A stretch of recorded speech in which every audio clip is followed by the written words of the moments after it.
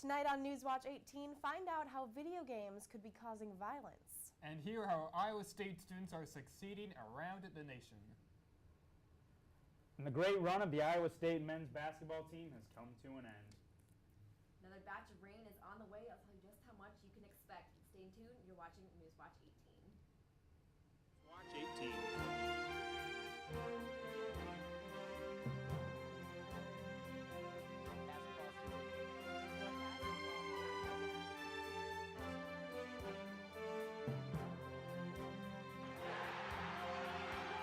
Newswatch 18 starts now. Good evening and welcome to the Tuesday edition of Newswatch 18. I'm Maria Lizignoli. And I'm Will Dodds. Thanks for joining us. The age-old question of whether or not violent video games causes aggression has been answered. According to a new study by Iowa State University researchers, children who repeatedly play violent video games are learning thought patterns that will stick with them and influence their behaviors as they grow older. The effect is the same regardless of age, gender, or culture. The study followed more than 3,000 children in 3rd, 4th, 7th, and 8th grades for 3 years. Researchers found that repeated practice of aggressive ways of thinking appears to drive the long-term effect of violent video games on aggression. 4 Iowa State students have been awarded Goldwater Scholarships, the nation's most prestigious undergraduate scholarship in engineering, math, and natural sciences. These scholarships are handed out by the Barry Goldwater Scholarship and Excellence in Education Foundation.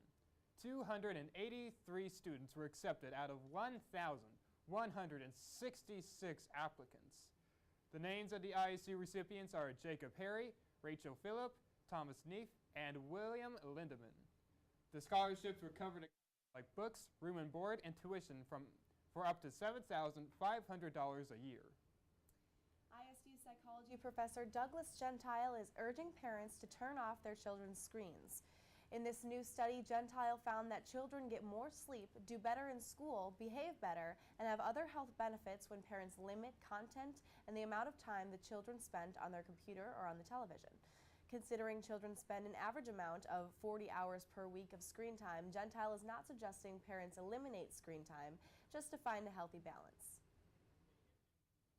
A UN Climate Committee has released the most comprehensive and thorough report on the state of the world's climate and climate change. The IPCC says that climate change is real and has and is currently having an effect on natural systems, which are currently taking the brunt of the effects of climate change. However, they feel that humans will soon feel more of its impacts. They say that agriculture will be hit hard, with some projections placing the amount of losses at 25% by 2050.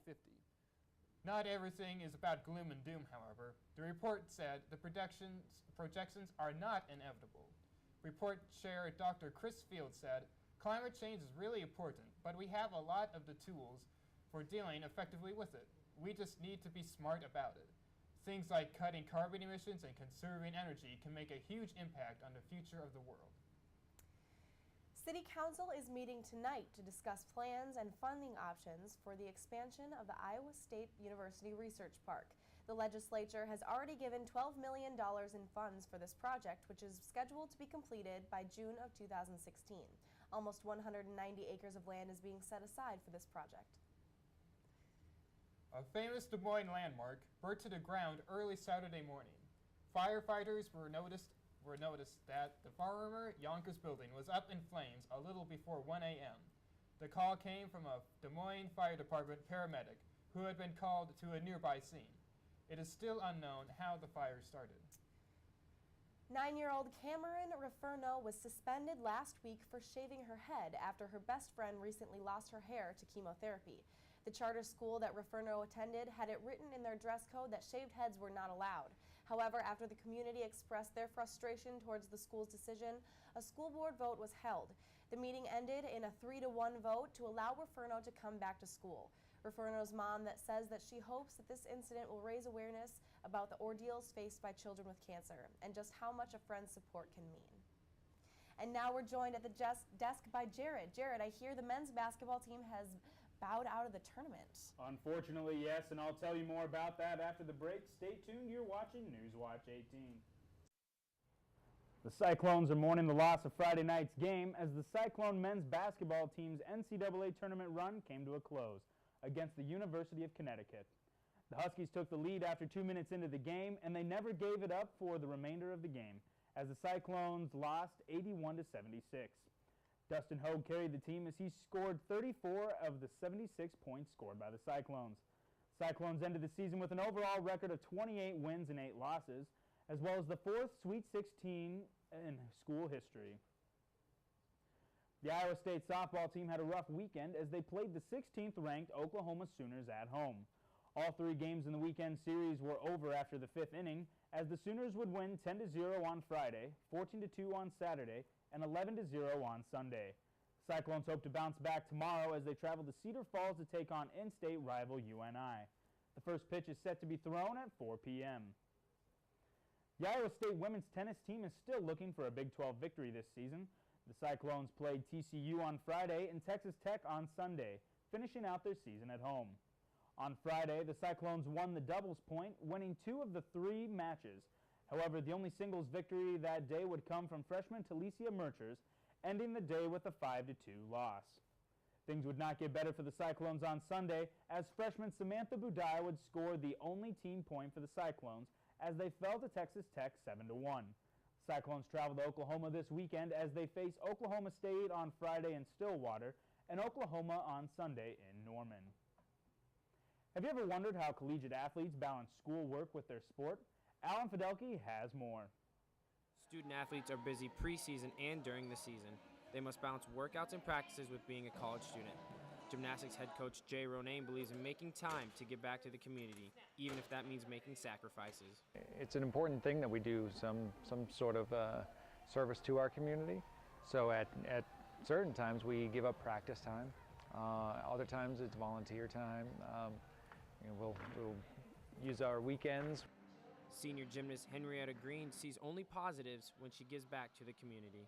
Shows me how to grow as a person and get to know people, my social skills, and just how to react and act in those leadership roles. Senior gymnast Megan McDonald is involved in ISU TV. General manager of ISU TV, Kyle Steingraber, believes that having an athlete in a club like ISU TV can benefit the club and the athlete. When you break out of the mold there and you get involved with the extracurricular activities outside of class and outside of your sport, it really it makes you more marketable.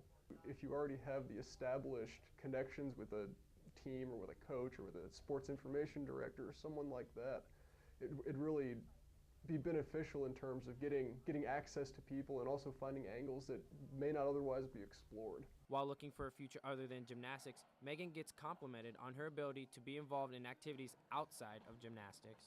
Talking to employers now when I'm applying for jobs and internships in the next year or so, they've actually commented on that I've been able to make time for other things other than gymnastics. These collegiate athletes put in 20 hours a week in practice and workouts. They attend class, they do their homework, and they also travel around the United States to compete. Yet how do they find time for clubs and organizations around ISU and also give back to the community? I plan out every hour. You have to commit to it or else you don't get things done. Ronayne believes that being involved in something outside of your sport can help you in your future after college. We're trying to prepare our student athletes for life beyond Iowa State, life beyond university, and life beyond sport. Getting involved in some sort of organization is great, especially if it's something that has something to do with their major or just something that they're very interested in, so they can follow some other passion after sport is over. With ISU TV Sports, I'm Alan Fidelke. And welcome back to Newswatch 18. I'm Colleen Melberg to look at your forecast. Temperatures across the state right now, still a little bit chilly. Des Moines sitting at 42 degrees, Ankeny at 41, and just to the north of there, Ames at 38, and as well as Perry. It's a little bit cooler off to the north as that is where there's a few rain showers, keeping that air a little bit cooler. You can definitely see where that cutoff is. Ottumwa at 42, Ames 38, Mason City even at 34, and those temperatures will continue to drop as the nighttime progresses.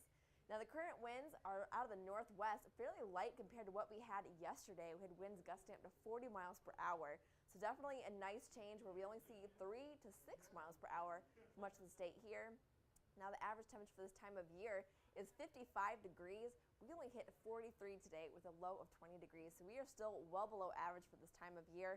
But the good news is by the end of the week, we'll be right back up into those average temperatures. So clouds and radar here showing us where we have a few light rain showers in the central portion of the state, mainly around the Waterloo, Fort Dodge area.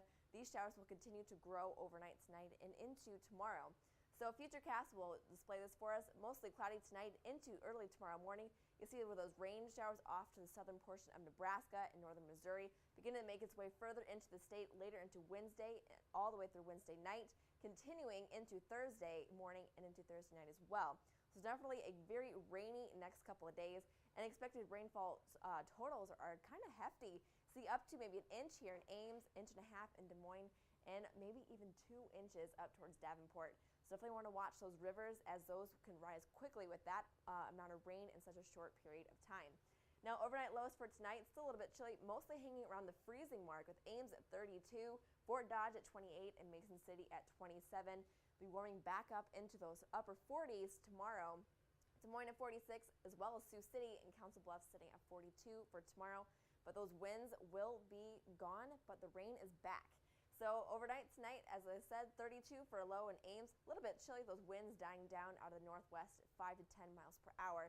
And tomorrow looks to be pretty miserable and rainy. A little bit cool at 45, so it'll be a very chilly rain as you walk around campus tomorrow, with a little bit breezy with those winds out of the east-northeast at 15 to 28 miles per hour. So the next few days look to be kind of gloomy as rain chances persist all the way through Friday, with maybe even Friday seeing a little bit of a rain-snow mix, but the good news is no accumulation is expected out of that. And by Saturday, warming back into 39. Sunday, however, back up in those mid-50s, right around average, and that will continue into Monday. Well, maybe those 50s will finally stick around. That's all I have for your forecast. Now back to the desk. Today is the day you could finally fulfill your dream of becoming. The video game Goat Simulator was released today by Coffee Stain Studios, calming anyone's fears that this was all just a ruse. The game started out as a fake trailer the studio put onto the internet as a joke. However, the video went viral, and everyone was clamoring to pursue their careers as full-time goats. So the studio decided to release a full game. In the game, you are a goat, although calling it a simulation is misleading. The game is intentionally terrible, with many bugs and glitches placed in the game by the developers for maximum laughs. This turns the game into a crazy mix between Tony Hawk Pro Skater and Grand Theft Auto. There are no goals in the game except to destroy everything in sight. You can headbutt, use your crazy physics to pull off radical tricks, or use your own sticky tongue to drag things around. There are many hidden secrets, including one where you become Goat Satan himself.